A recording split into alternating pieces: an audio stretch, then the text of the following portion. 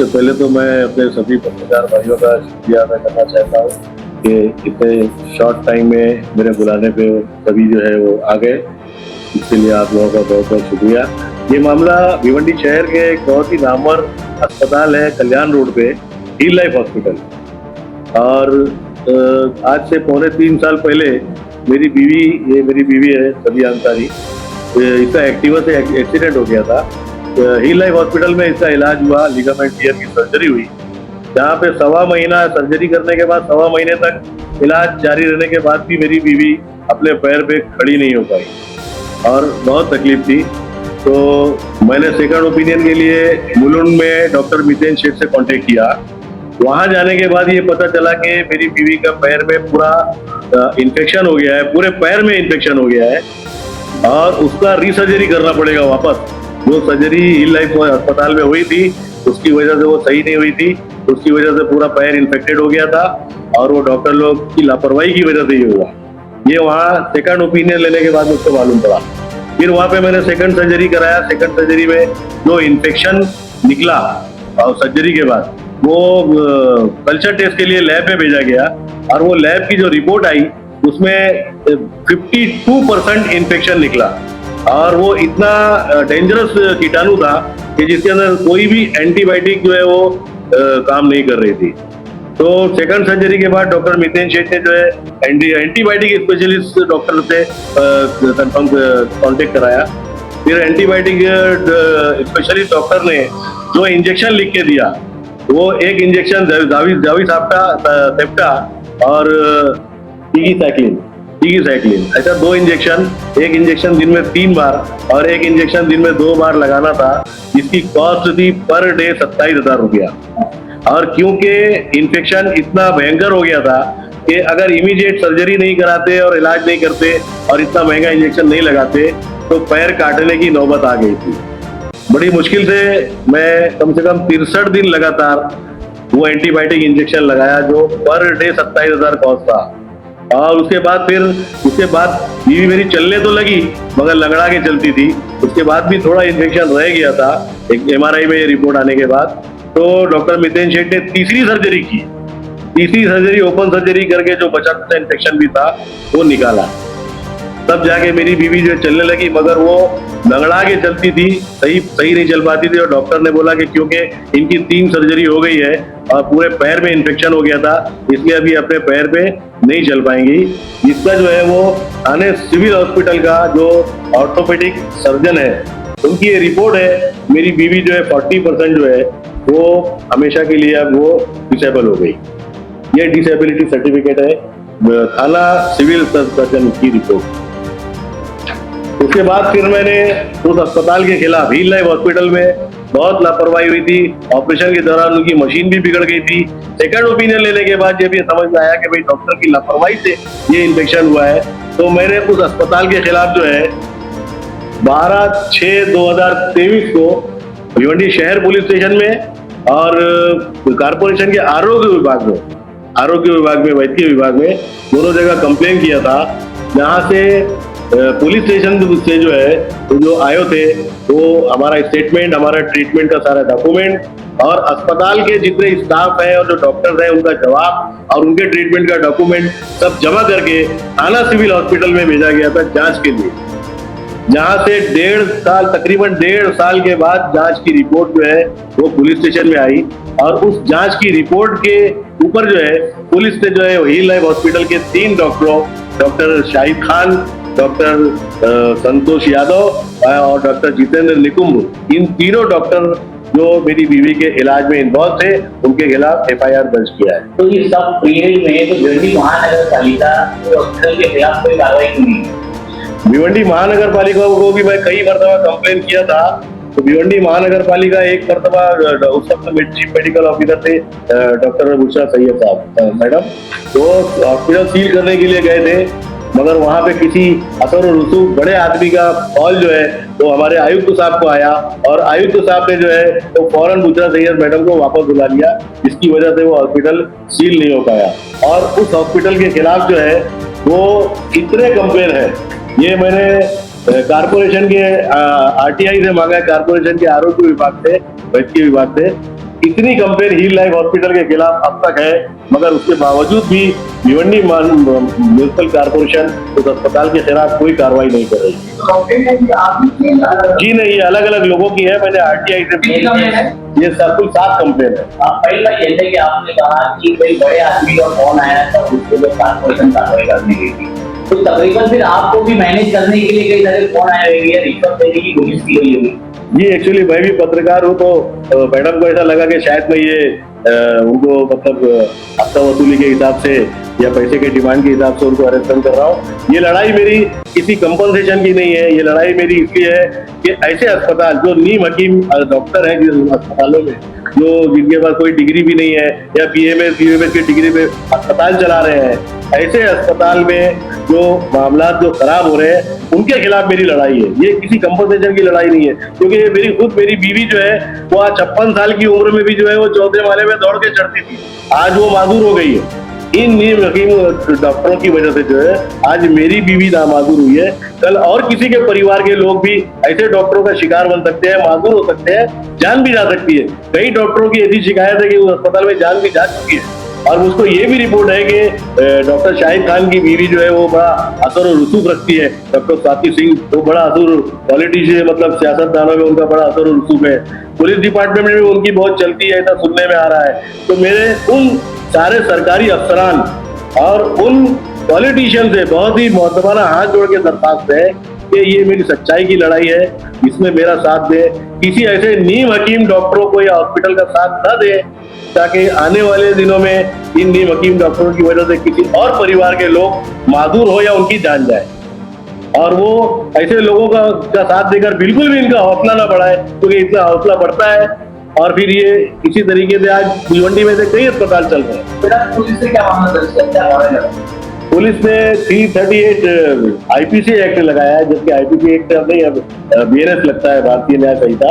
मगर मैं एक्चुअली ये कल ही एफआईआर हुआ है और आज मैं मैडम से जो आयो है, हमारी मैडम पीएसआई जादव मैडम, तो हमारी आयो है, उनसे फोन पे कांटेक्ट किया था, तो उन्होंने बोला आज मैं छुट्टी पे हूँ, कल मैं मुलाकात करूंगी तो फिर इसके ताल्लुक से डिस्कस हो सकेगा। फिलहाल मेरे शहर के सारे पॉलिटिशियन हजरात से हाथ जोड़ के रिक्वेस्ट है और सरकारी अफसरान से कि ऐसे अस्पताल के खिलाफ, खास तौर से हील लाइफ अस्पताल के खिलाफ सख्त से सख्त कार्रवाई की जाए, उसे फौरी तौर पर जो है सील किया जाए, ताकि और दोबारा कोई मरीज इस अस्पताल का शिकार न हो सके। आपका जो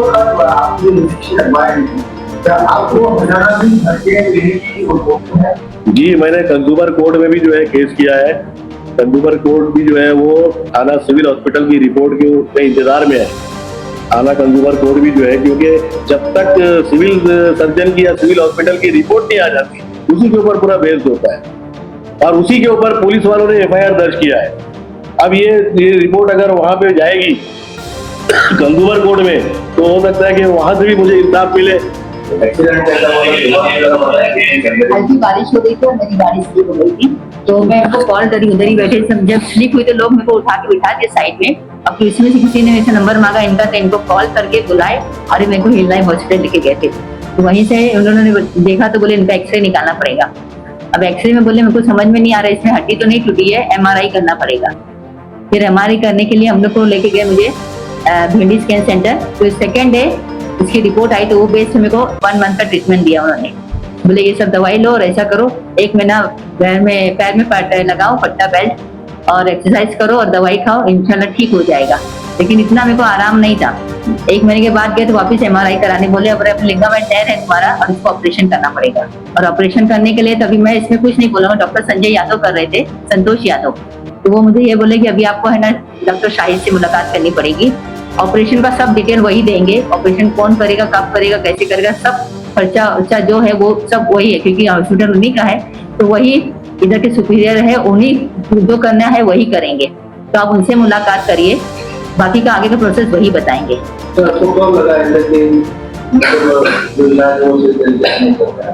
वेरी फर्स्ट डे से ही लगा, क्योंकि जब ऑपरेशन थिएटर में थे तो मैं अनेस्थीसिया दिए थे, तो बैक में दिया था स्पाइनल कॉर्ड में, तो मैं होश में थी। लोअर पार्ट मेरा था, सुन था, अपर पार्ट तो नहीं था। तो सब उनके जो बात कर रहे थे कन्वर्सेशन सब मुझे समझ में आ रहा था। जब उनकी मशीन टूटी तो डॉक्टर ने को ये क्या बोलते हैं जितेंद्र सर है ना, वो बोले कि शाहिद सर तुमको मेरे को बोलना चाहिए था, मैं सब इंस्ट्रूमेंट लेके जाता कि आपका इंस्ट्रूमेंट स्टेनलेस नहीं है और ऊपर से जंग भी लगेला है, ऐसा उनका कंडीशन था। तो तभी मैं उनको बोली डॉक्टर जब ऐसा सब करना था तो फिर क्या एक्सट्रीम आप मुझ पे ही कर रहे हो क्या? तो बोले पेशेंट सुन रहा है, इनको ऐसा कुछ दे दो इंजेक्शन तो कि ये बेहोश हो जाए, सुन नहीं पाए। तो फिर जो अनेस्थेसिया के डॉक्टर थे बोले हम ऐसा नहीं देख कर सकते, लेकिन इनको थोड़ी देर के लिए हम ऐसा कुछ कर सकते हैं। वो लोग जब बात कर रहे थे, इंग्लिश में बात कर रहे थे, तो मेरे को सब समझ में आ रहा था। फिर मेरे को थोड़ी देर के लिए लोग ने बेहोश कर दिया, क्योंकि जब उनका इंस्ट्रूमेंट खराब हुआ मुझे मालूम पड़ा कि इंस्ट्रूमेंट के बोले 1.5 घंटे में 1-1.5 घंटा लगेगा ऑपरेशन में, और वेरी सेकेंड डे तुम चलने खड़े हो जाओगे तुझे और वॉकर से चलोगे और 15 दिन के अंदर तुम चलने लग जाओगे अच्छे से, ऐसा मुझे बोले। लेकिन जब ऑपरेशन थिएटर पे ऐसा हो गया और जब मुझे उधर से लेकर नहीं, जब मेरे को होश आया तो मैं अपने आप को नहीं आईसीयू में पाई, शाम में 7, 5, 6 जो भी टाइम होगा, तो फिर आईसीयू में थी। तो मेरा पैर में बहुत तकलीफ हो रही थी। मैं बोली डॉक्टर को तकलीफ हो रही है, तो बोले कि अभी जैसे सुन उतरेगा तो आपको धीरे धीरे तकलीफ होएगा, और घुटने का है ना आपको तकलीफ होएगा, कल ठीक हो जाएगा, कल नहीं होगा। लेकिन रात भर मैं सो नहीं पाई और सेकेंड डे जो था ना मेरा पैर एकदम स्टिफ होते चला गया और जरा भी मुड़ नहीं रहा था। कोई हाथ जैसा रख रहा था ना तो मेरे को तकलीफ हो रहा था। डॉक्टर आया, मैं डॉक्टर को बोल रही थी, तो बोले तुमको कुछ समझ में नहीं आता, तुम ऐसा बोल रहे हो, ऐसा नहीं होता डॉक्टर, हम जो बोलेंगे वो सही है, तुम है ना खाली दवाई लेते रहो बस, जो है इंजेक्शन देनी बोलती है, ग्लूकोज मुझे इंजेक्शन डाल दिया आपको, सब आपका ट्रीटमेंट चल रहा है। तो सेकेंड डे वही दिन है ना, मेरे को उसको बुलाए फिजियोथेरेपिस्ट को, बोले भी कल से आपको फिजियोथेरेपिस्ट आएगा। फिजियोथेरेपिस्ट जैसे ही पैर हाथ लगाया मेरे, मैं बोली मेरा मुड़ ही नहीं पा रहा है, लेकिन वो जबरदस्ती मेरे को पकड़ पकड़ के लोग पैर का ऊपर सब वही लोग सब किए, मैं मूवमेंट भी नहीं कर पा रही थी, जरा भी मेरा पैर हिल नहीं रहा था, लेकिन वही लोग पूरा मोड़ रहे थे, कर रहे थे। तो बोले मैं चिल्लाने लगी, तो बोलते क्या को इतना चिल्लाते हो? डॉक्टर शायद बोले तुम कैसे चिल्ला रहे हो इतना? बोले इधर जो प्रेग्नेंट औरत आती है वो भी इतना नहीं चिल्लाती जितना तुम चिल्ला रहे थे। डॉक्टर शायद के वर्ड्स है। बोली सर दर्द कर रहा है, तो बोले घुटने का है तो दर्द करके जरा बर्दाश्त करना सीखो।